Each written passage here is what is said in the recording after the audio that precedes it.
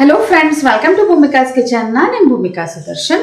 ಎಷ್ಟೊಂದು variety beetroot ಪಲ್ಯ, ಸಾಗು ಎಲ್ಲನೂ ತೋರಿಸ್ಕೊಟ್ಟಿದ್ದೀನಿ. ಆದರೆ ಇವತ್ತು ತೋರಿಸ್ತಾ ಇರೋವಂಥ ಈ ಪಲ್ಯ ಲೈಟಾಗಿ ಒಂಚೂರು ಮಸಾಲೆ ರುಬ್ಬಿಟ್ಟು ಹಾಕಿ ಮಾಡ್ತಾ ಇದ್ದೀನಿ. ತುಂಬಾ ರುಚಿಯಾಗಿರುತ್ತೆ. ಮಾಡೋದು ಹೇಗೆ ಅಂತ ನೋಡ್ಕೊಳ್ಳೋಣ ಬನ್ನಿ.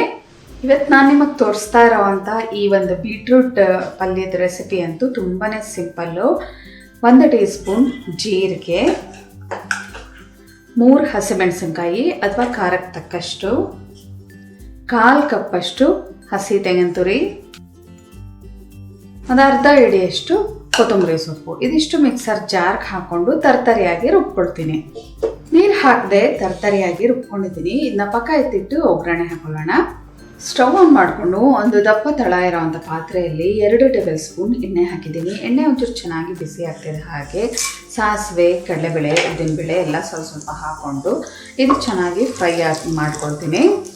ಸಾಸಿವೆ ಒಂದ್ಸಲ ಸಿಡಿಯೋದಕ್ಕೆ ಶುರು ಆಗ್ತಿದೆ. ಹಾಗೆ ಒಂದು ದಪ್ಪ ಸೈಜ್ ಈರುಳ್ಳಿ ಸಣ್ಣದಾಗಿ ಕಟ್ ಮಾಡ್ಕೊಂಡಿರೋವಂಥದ್ದು, ಜೊತೆಯಲ್ಲೇ 1 ಗರಿ ಕರಿಬೇವಿನ ಸೊಪ್ಪು. ಈರುಳ್ಳಿ ಸ್ವಲ್ಪ ಸಾಫ್ಟ್ ಆಗೋವರೆಗೆ ಫ್ರೈ ಮಾಡ್ಕೊಳ್ತೀನಿ. ಈರುಳ್ಳಿ ಒಂದು ಸ್ವಲ್ಪ ಸಾಫ್ಟ್ ಆದರೆ ಸಾಕು. ಇವಾಗ main item beetroot. Medium size ಒಂದು 3 ಬೀಟ್ರೂಟ್ನ ಸಿಪ್ಪೆ ಎಲ್ಲ ತೆಗೆದು ತುರಿದಿಟ್ಕೊಂಡಿದ್ದೀನಿ. ಇದನ್ನು ಹಾಕೊಳ್ತಾ ಇದ್ದೀನಿ. ಇವಾಗ ಇದನ್ನು ಚೆನ್ನಾಗಿ ಮಿಕ್ಸ್ ಮಾಡ್ಕೊಳ್ತೀನಿ.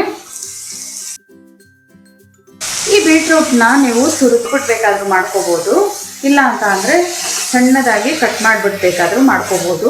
ಬೇಗ ಆಗಬೇಕು ಅಂತ ಅಂದರೆ ಕುಕ್ಕರಲ್ಲಿ ಹಾಕಿ ನಾನೇನು ಮಾಡ್ತಿದ್ದೀನಲ್ಲ ಆ ಮೆಥಡಲ್ಲೇ ಮಾಡ್ಕೋಬೋದು.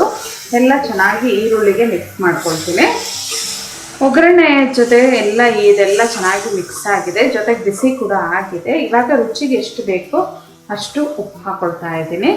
ಉಪ್ಪು ಹಾಕ್ಕೊಂಡು ಬೇಯೋದಕ್ಕೆ 2 ಟೇಬಲ್ ಸ್ಪೂನಷ್ಟು ನೀರು ಹಾಕ್ಕೊಂಡ್ರೆ ಸಾಕು.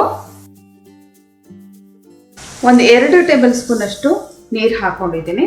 ನೀರು ಹಾಕ್ಕೊಂಡು ಒಂದ್ಸಲ ಎಲ್ಲ ಚೆನ್ನಾಗಿ ಮಿಕ್ಸ್ ಮಾಡ್ಕೊಳ್ತೀನಿ. ಇಷ್ಟೊತ್ತು ಹೈ ಫ್ಲೇಮಲ್ಲೇ ಎಲ್ಲ ನಾನು ಮಿಕ್ಸ್ ಮಾಡ್ಕೊಂಡಿದ್ದೆ. ಇವಾಗ ಲಿಡ್ ಕ್ಲೋಸ್ ಮಾಡಿಕೊಂಡು ಕಂಪ್ಲೀಟಾಗಿ ಲೋ ಫ್ಲೇಮ್ ಮಾಡ್ಕೊಳ್ತೀನಿ. ಲೋ ಫ್ಲೇಮಲ್ಲಿ ಒಂದು 5 ನಿಮಿಷ ಬೇಯಿಸ್ಕೊಳ್ತೀನಿ. ಕಂಪ್ಲೀಟಾಗಿ ಸಾಫ್ಟಾಗಿ ಆಗಬೇಕು ಇದು. ಮತ್ತೆ 2 ಸಲ ಈ ಒಂದು ಬೀಟ್ರೂಟ್ನ ಮಿಕ್ಸ್ ಮಾಡ್ಕೊಂಡಿದ್ದೆ. ಒಂಚೂರು ಬಾಯಿಗೆ ಹಾಕೊಂಡು ನೋಡಿದೆ, ಈ ಒಂದು ಬೀಟ್ರೂಟ್ ತುರಿ ಚೆನ್ನಾಗಿ ಸಾಫ್ಟಾಗಿ ಬೆಂದಿದೆ. ಇವಾಗ ರುಬ್ಬಿರೋವಂಥ ಮಿಶ್ರಣ ಹಾಕೊಳ್ತೀನಿ. ಏನು ತರ್ತರಿಯಾಗಿ ಈ ತೆಂಗಿನಕಾಯಿ, ಹಸಿಮೆಣಸಿನ್ಕಾಯಿ, ಜೀರಿಗೆ ಎಲ್ಲ ರುಬ್ಕೊಂಡಿದ್ದೀನಲ್ಲ ಅದನ್ನು ಹಾಕ್ಕೊಂಡು ಮಿಕ್ಸ್ ಮಾಡ್ಕೊಳ್ತೀನಿ. ಉಪ್ಪು ಮೊದಲೇ ಹಾಕಿರೋದ್ರಿಂದ ಎಲ್ಲ ಮಿಕ್ಸ್ ಆದ ನಂತರ ಅವಶ್ಯಕತೆ ಇದ್ದರೆ ನೋಡ್ಬಿಟ್ಟು ಹಾಕೋಬೇಕಾಗುತ್ತೆ. ಒಂದ್ಸಲ ಈ ಥರ ಚೆನ್ನಾಗಿ ಎಲ್ಲ ಮಿಕ್ಸ್ ಮಾಡಿಕೊಂಡು 2 ರಿಂದ 3 ನಿಮಿಷ ಇದನ್ನು ಚೆನ್ನಾಗಿ ಇದೇ ಥರ ಫ್ರೈ ಮಾಡ್ಕೊಳ್ಳೋಣ. ಹಸಿ ಘಮ ಎಲ್ಲ ಜೀರಿಗೆದು, ಹಸಿಮೆಣಸಿನ್ಕಾಯಿದು ಹೋಗಬೇಕು. ಎಲ್ಲ ಚೆನ್ನಾಗಿ ಇವನಾಗಿ ಮಿಕ್ಸ್ ಮಾಡ್ಕೊಂಡಿದ್ದೀನಿ. ನೀವು ಊಟದ ಜೊತೆ ಸೈಡ್ ಡಿಶ್ ಆಗಿ ಬಡಿಸೋದಾದರೆ ಇಷ್ಟು ಸಾಕು. ಇಲ್ಲ ನೀವು ಚಪಾತಿಗೆ, ಅಕ್ಕಿ ರೊಟ್ಟಿಗೆ ಎಲ್ಲ ನೀವು ಸರ್ವ್ ಮಾಡೋದಾದರೆ 2 ಟೇಬಲ್ ಸ್ಪೂನಷ್ಟು ನೀರು ಹಾಕೊಳ್ಳಿ.